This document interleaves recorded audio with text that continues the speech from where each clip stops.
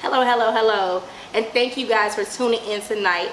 Episode 3, of course, Bad Moms. Tonight, we have two of the dopest moms, once again, returning Miss Allie Friday. And I have a special mom, Miss Jenna Wilder, blogger, entrepreneur, and mommy of 4.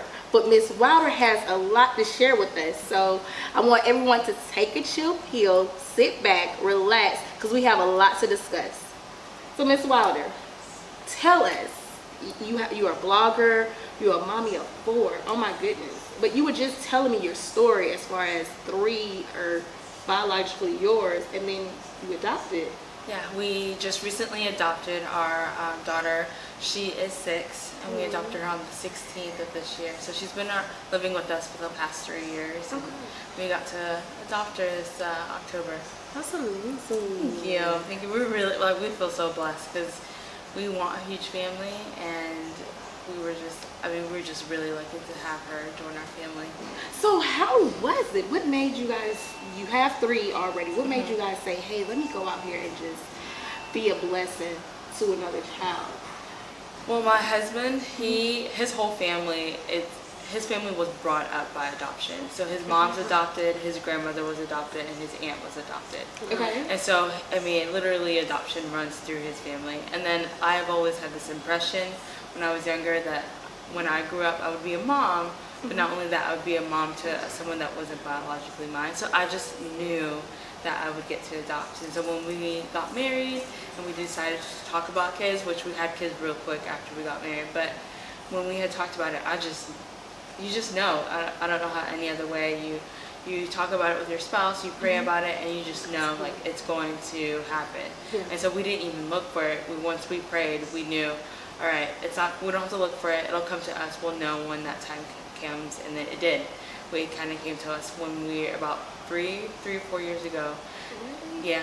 Your story is beautiful. Thank you. You fostered first. So no, she is a kinship adoption. Okay. And so her mother and father were, right now they are in like prison for life. Wow. And when the mom was arrested, pretty much my husband was a traveling nurse at the time, and we were in Illinois, and we got a call from, I'm pretty sure if it wasn't from DCFS or a family member, but they just called us and said, if you can't come get these kids by tomorrow, then they're gonna go into foster care. Wow. And so we had just had our baby. Our baby was 4 months old, 3 months old. And so we drove from Illinois to North Dakota, and we made sure, like, we were there. There was 3 kids altogether. We had 3 kids, it wasn't our kids, but there were 3 other kids, and because of previous court rulings, we couldn't get the 2 older kids. So they were siblings. There were siblings. Our daughter, she was half sibling, and the other 2 were full siblings. And so they had different moms, and so they went to live with their maternal grandmother. Okay. And so that was really hard because we went to court. We called all the lawyers in that town, and all of them said they couldn't represent us because of conflict of interest. Wow. And so, to sit there and keep calling, and every single one of them tell you, we can't help you. We just went into court just by ourselves. Yeah. And just hope that the judge would listen to us. And when he did finally listen to us, he was like, where have you guys been? This has been going on for a year and a half, and you're just showing up. And we're like, we didn't know what was happening, and now that we know, we want to be there. We feel like our home's the best home, and it was just too late. And so the older 2 kids are living currently with their maternal grandmother, and then we have the youngest. That is amazing. Wow. I'm literally about to tear up. I know. For me, I know that type of emotional welfare for that child. Yeah.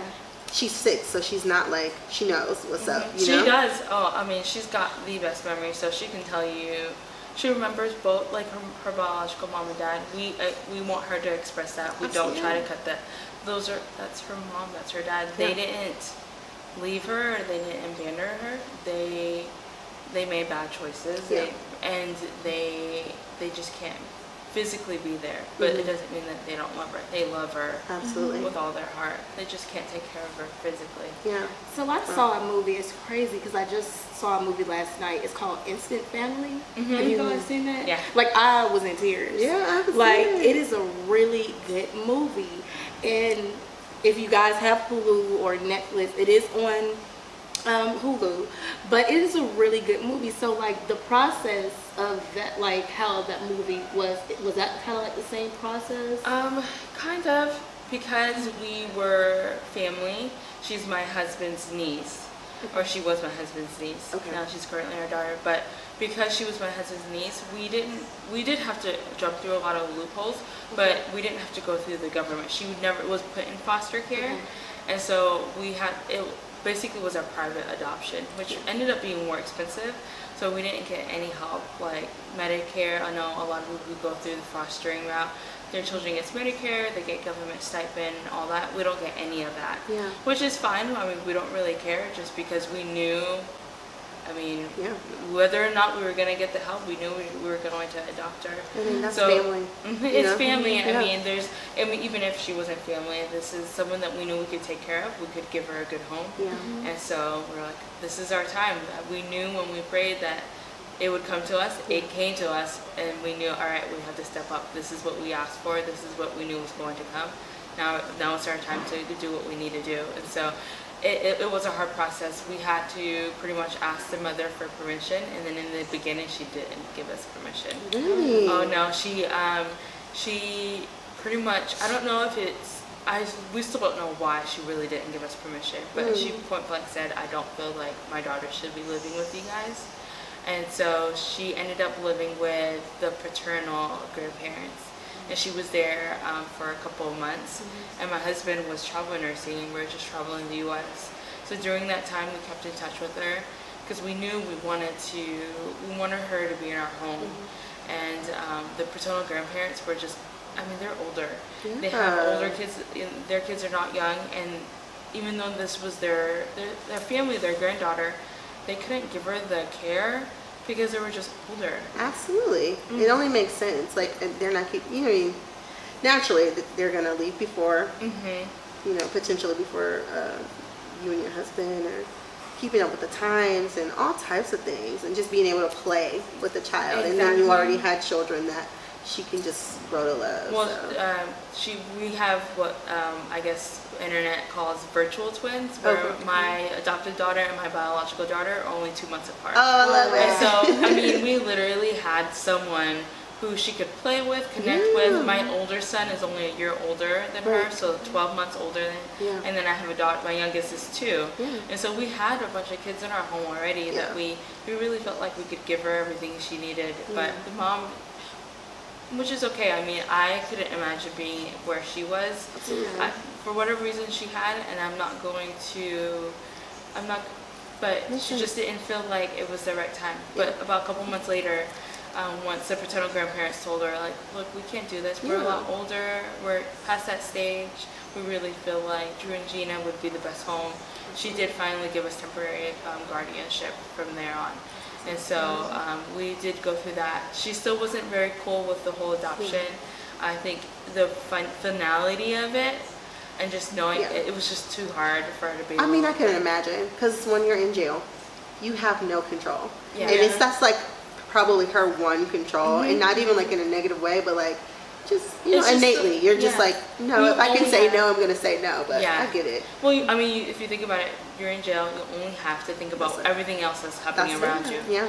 And so my husband and I have talked about it a lot. Like, we may never know really what's the reasoning, and at this point it doesn't really matter, just because I know she loves our daughter, we love her, and we're all trying to do what's best, and so that's all that matters. And even though we don't really agree, we know she did it out of love. It was because she loved her daughter, and she didn't want her daughter not to be hers anymore. Right. So what are the ages of the 4? So we have a 7-year-old, a 6-year-old, which is our adopted daughter, and then we have a 5-year-old who turns 6 next week. Okay. And then we have a 2-year-old. Fun. Yeah. Fun. Yeah. Busy. That's crazy. So how did you meet your husband? Okay. You was telling me the story before we got on. So what, was it love at first sight? Pretty much. Okay, so we are both members of the same church. Okay. And we went to a church camp called EFY. And at this church camp, whenever you find a person that you're really interested in, you call them your cow, the crush of the week, because that's how long the camp is. I know, right? We go to church. Cow. Well, he was my cow, and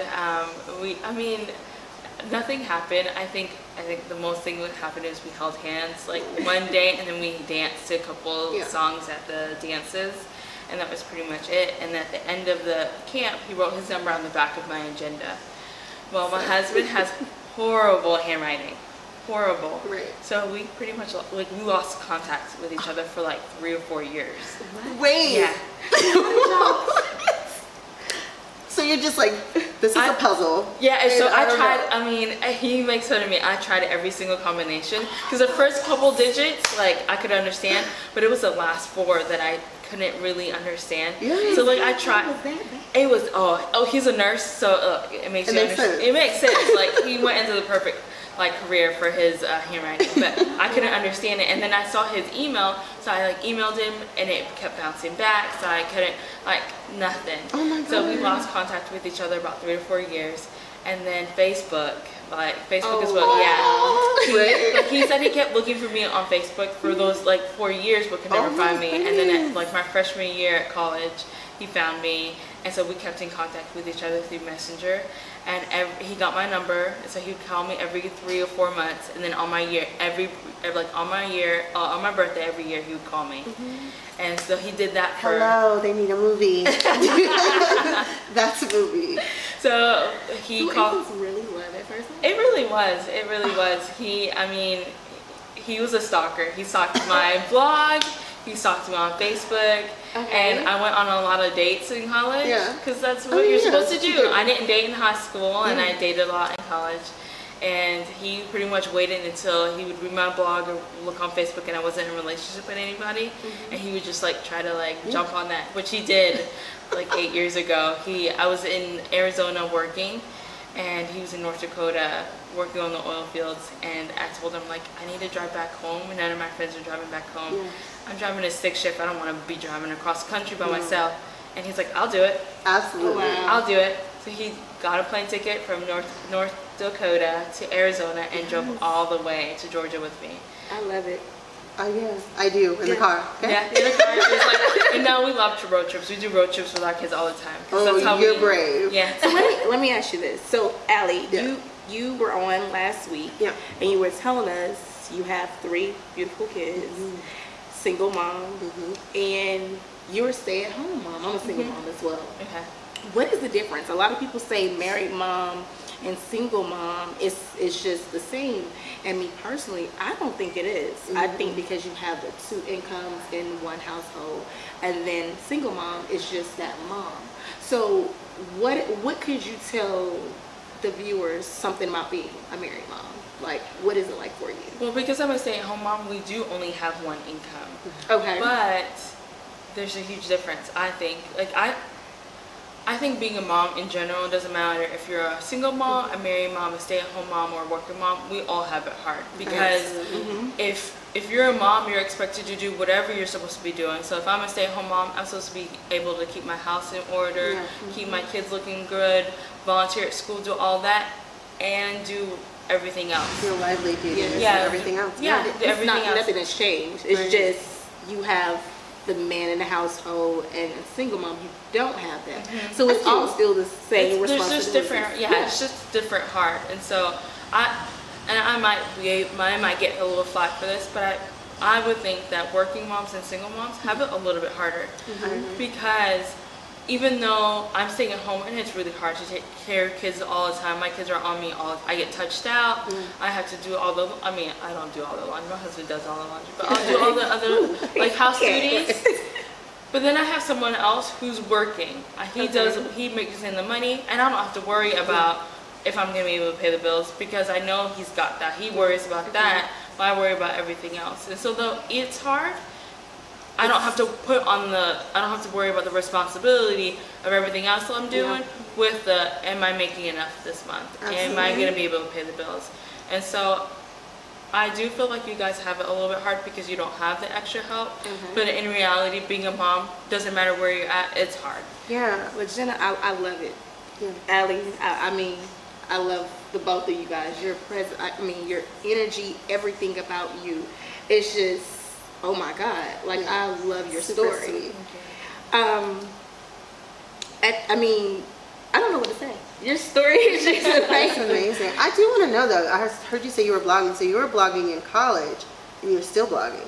So I did take a break. Okay. I blogged. Okay, so my blogging back in college was basically, I don't know if you ever read like, it's this book I read when I was in like high school and middle school, and it's like Angus Thong and Full Frontal Snogging, and it's about a little girl, like not a little girl, a little middle school, high school girl who writes about all the guys that she dates. Yes. And then, have you read that? Yeah, I think it's a love movie that. on Netflix. It is a movie on Netflix, Yeah. and she pretty much writes about the guys that she's interested in, and she's learning about like how to kiss boys, how to date, all the stuff that you worry about when you're in high school. Yeah. And I pretty much based my blog on the same thing, where I talked about, I never named names, Yeah. but if you knew my life, or if you were some of the men in my life, you would pretty know. much could know. Oh, I wish I Which would've was really known hard about because that.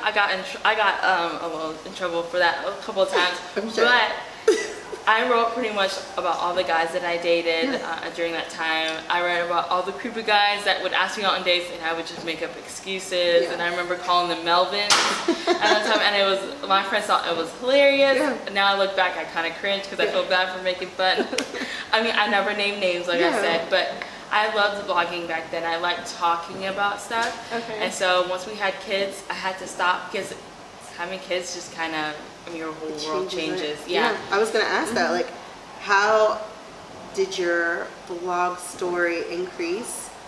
Like, did you talk about the adoptive process? Did Yeah.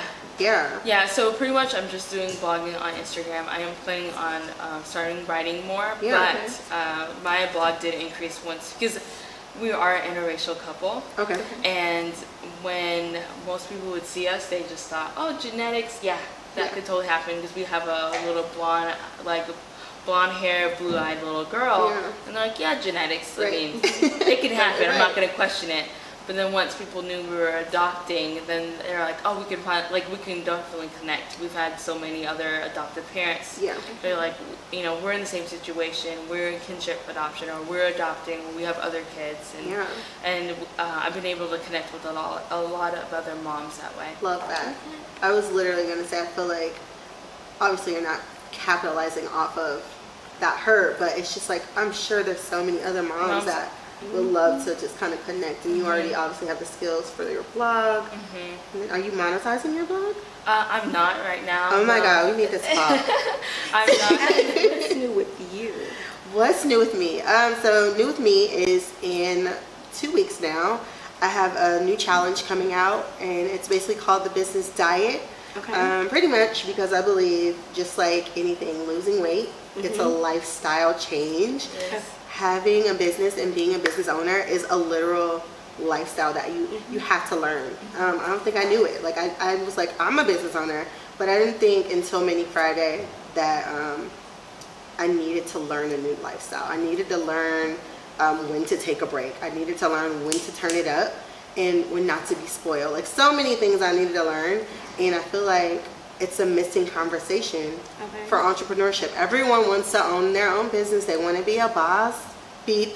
But it's so many steps before it. And if you don't have those steps, you will drown. Because not even a month ago, I was in the worst depression about my business because I allowed the entrepreneur lifestyle to swallow me whole. But I'm out. Okay, so I'm feeling good. what is the name of it again? So it's called the Business Diet. Okay, so you guys heard it first. The Business Yes. Diet next So week. Stay tuned. 2 weeks. 2 more 2 weeks. weeks. So it'll be December 6th. It's the first Friday in December. And it'll be a challenge for everybody. You can just join in, and there'll be like a template where you can like stay along. And I'll be doing videos, and you can ask questions. And I'm even going to be doing some one-on-one coaching. And maybe we'll talk too, because monetizing is my thing. So you guys, we're gonna go ahead and close it out for tonight. Unfortunately, Callie, she was knocked out. She was supposed to be a special guest too, but I guess she said, hey, whatever. But Miss Wilder, please let the viewers know where to find you, social media wise. Oh yeah, so you guys can find me on Instagram at Fit and Wild Mama. So Fit and Wild Mama on Instagram. Yeah. Okay.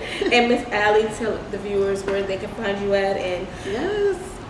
Find me at @Iam_Allie Friday, and you can also follow my children's store, which is Mini Friday ATL. And right now we are 40% off, and Black Friday is gonna go crazy. So get all your minis in the cutest gear in Atlanta. okay, I'll see you Black Friday then. Yes. Well, thank you guys for watching. And again, I'm your host and creator of Bad Momz Be Russian, and I want everyone to have a blessed night. Happy Thanksgiving. Thanksgiving.